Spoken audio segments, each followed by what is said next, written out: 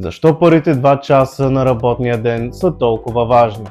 Реалността за повечето лидери е такава, че докато седнат на бюрото си, те вече са изразходили голяма част от най-добрата си енергия.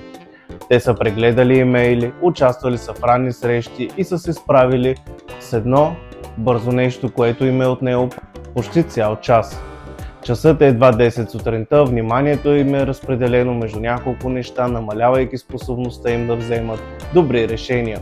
В работата си като коуч по ръководни кадри, в работата си всеки ден виждам способността на мозъка ни да взема добри решения се изчерпва с напредването на деня.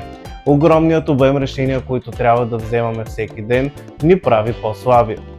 А дните ни биват отвлечени от имейли, като според проучвания губим почти цял ден да се занимаваме с тях всяка седмица. Обобщеният ефект от това е, че лидерите са по-малко проницателни, по-реактивни и по-склонни към решения по подразбиране, отколкото към пробиви.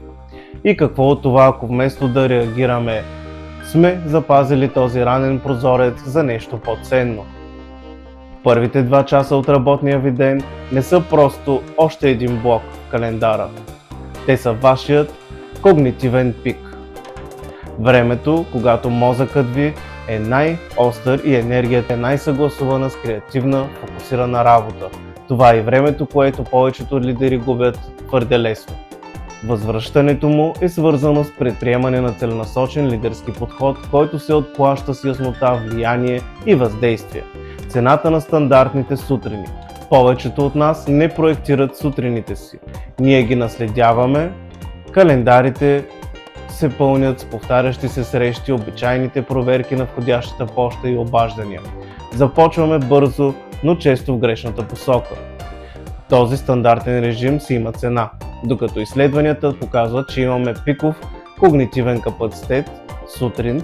Това най-добро време твърде често се пропилява за задачи с ниско въздействие.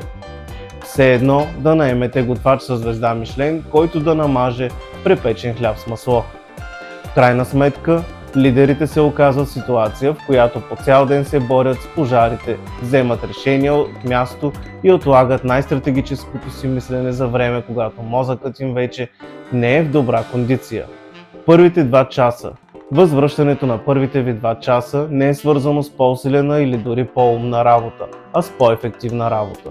Умната работа опира до намиране на по-бързи начини за изпълнение на познати неща, рационализиране на системите и отмятане на повечето от списъка за по-кратко време.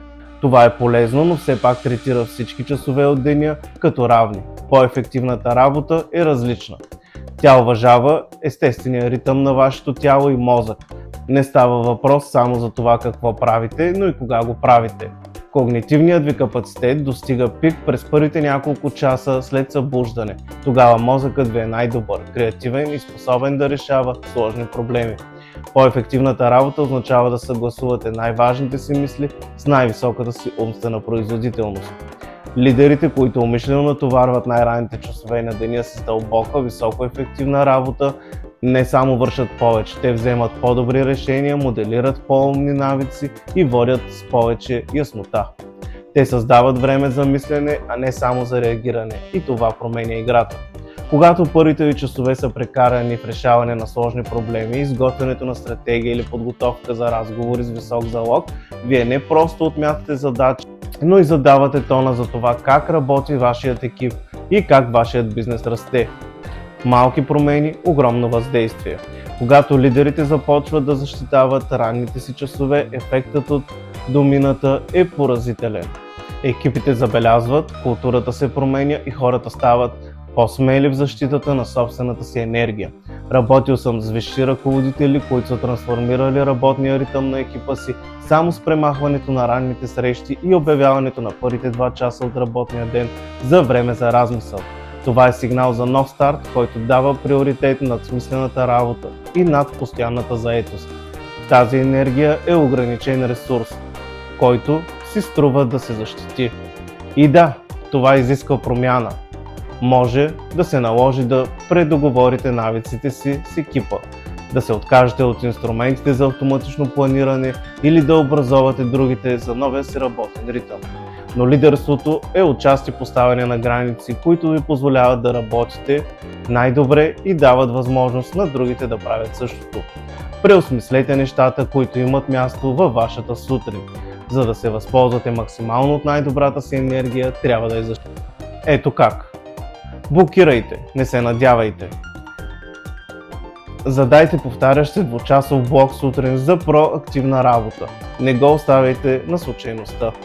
Започнете с нещата, предизвикващи триене. Заемете се с задачата, която е най-вероятно да отлагате. Мозъкът ви е най-добре подготвен да се справи с нея сега. Имейлът може да почака, освен ако не сте в отдел обслужване на клиенти. Малко клиенти изискват отговор в 8 сутринта. Изключете известията и не отваряйте входящата си поща, докато не приключите с задълбочената си работа.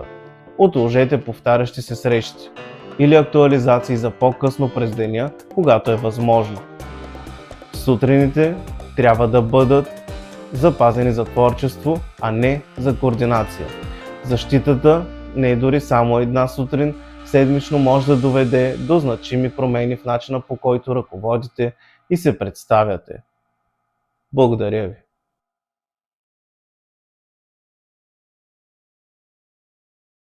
Ако вече сте се абонирали за канала ми, палец нагоре. Също така може да подпомогнете и развитието на канала ми с бутона Супер благодарности, намиращ се долу под видеото. Благодаря ви!